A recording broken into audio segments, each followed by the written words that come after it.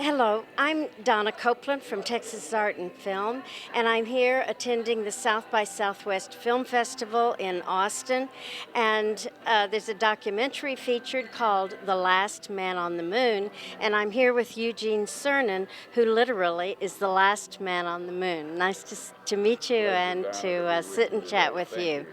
I have a few questions. One is what your opinion is about the current space program in terms of its aims, its budget, U.S. relations with Russia. What would you say about that? What are your thoughts? Let me start with the budget. That's the easy one. It's not so much how much money you have, it's how you spend it. And I don't think NASA has been spending it very wisely. You know, you can always say we don't have enough money to do this one. Well, that's fine. It'd be nicer to have the whole world. Right? Unlimited budget. We don't. There's a lot of other things going on in the country, but what's important is how we spend your money. I don't think we spent it for the right reasons over the past 6 years. As far as America's space program is, short of saying that's our space station up there, we don't have a program. We don't have a goal. We don't have a mission. We're building a rocket with nowhere to go. But we talk about someday we may go to the moon or go to some crazy thing like go to an asteroid. But that's just talk. 6 years ago, we had a program called Constellation, which was well on its way. Had prototype hardware was being built. The rocket, the lunar, the module, I looked at mock-ups of them. They had a lunar rover that was self-sufficient, supporting life on the moon. We were planning on staying there 6 months at a time, learn things we didn't know about the moon, and use it as a learning experience to go on to Mars.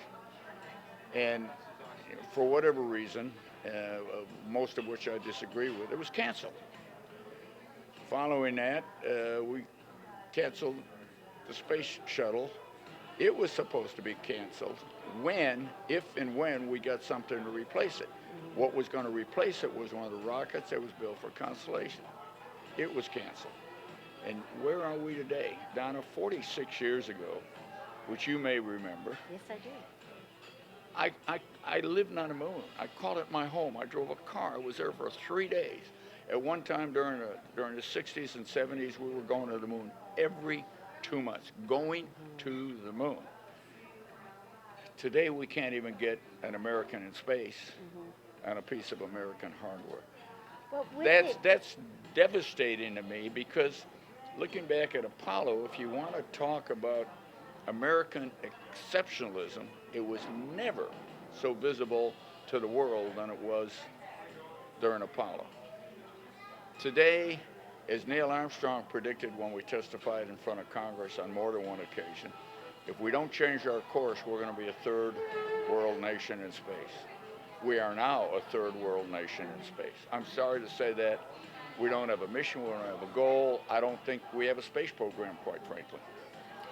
With the advances in technology, how important is it for a human to be up in space? We've never had a ticker tape parade for a robot, but it's far more serious than that. The reason I agreed to do this film, and it's a very personal film, and I didn't want it to be a space film or film on technology. We've seen enough of those. I wanted it to be a film of a young kid. I didn't want it to be about me. I wanted it to be about the story. A young kid growing up in Chicago, blue-collar family, parents never had a chance to go to college, immigrant grandparents, spent half my life until I was 20 on a farm with no running water. I wanted it to be, hopefully it will be, an inspiration to young kids. That if I can do it, they can do it. That the dreamers of today are the doers of tomorrow. I was a young kid, World War II. Didn't have television, believe it or not. But I used to watch on newsreels those unsung heroes of their time flying in the Pacific off aircraft carriers, make airplanes do the unimaginable. I said, I want to be one of those. I want to do that without a prayer's chance of ever getting to fly. I stuck with that dream. My dad had a dream for me to get the education he never had. graduated Purdue University, degree in one hand and orders to Pensacola, Florida in the other, and the rest is sort of history.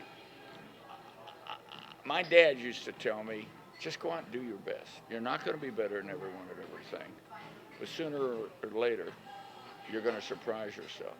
He was.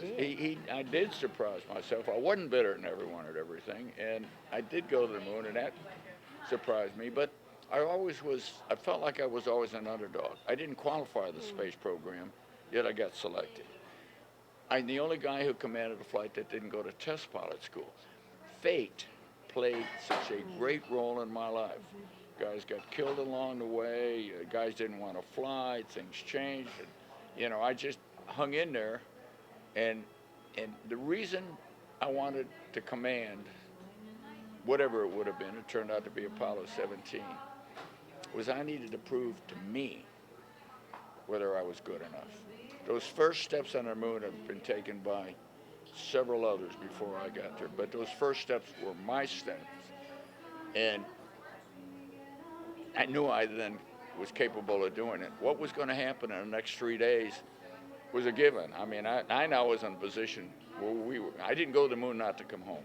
We were not going to fail, and it was so important to me that I turned down an opportunity to walk on the moon on a previous flight. And did fate have a lot to do with it? Yes. And you asked about men and rovers. Going to the moon is not just a technical trip, it's a philosophical trip and a spiritual trip. When I've said to people, and I've said it in my book, and I've said it here a number of times, I had an opportunity to sit on God's front porch looking back home. The earth is just too overpowering, beautiful to have been an accident. There's something you and I don't know about it all. And the people ask me, how did you feel? What did you think? What did it look like?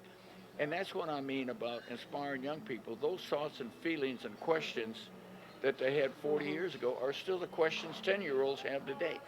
That's the difference about sending a man, being able to inspire the future. And, if I leave a legacy, I dearly hope that that's it.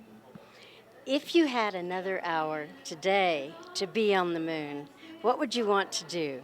Oh, golly, I did one thing sort of without even thinking about it just before we left.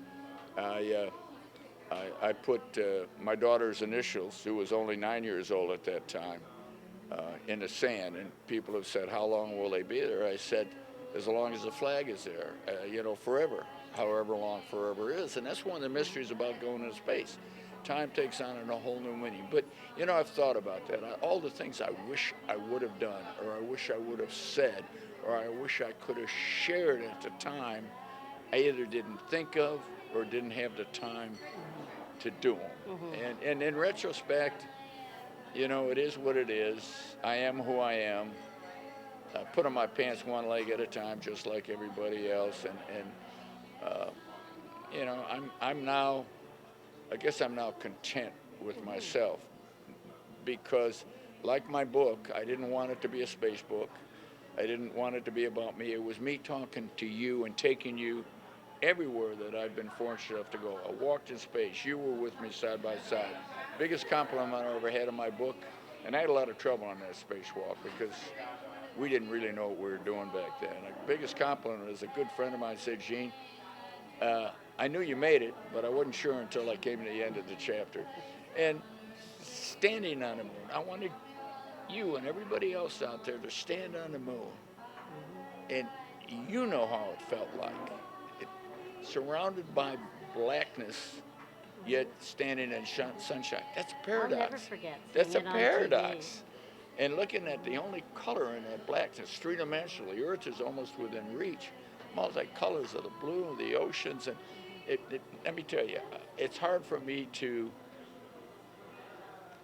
ever understand, or maybe even accept, maybe I'm so parochial, it's difficult to accept, a non-believer, at least someone who doesn't ask himself the question about where did it all begin and where does it all end if they're standing on the moon.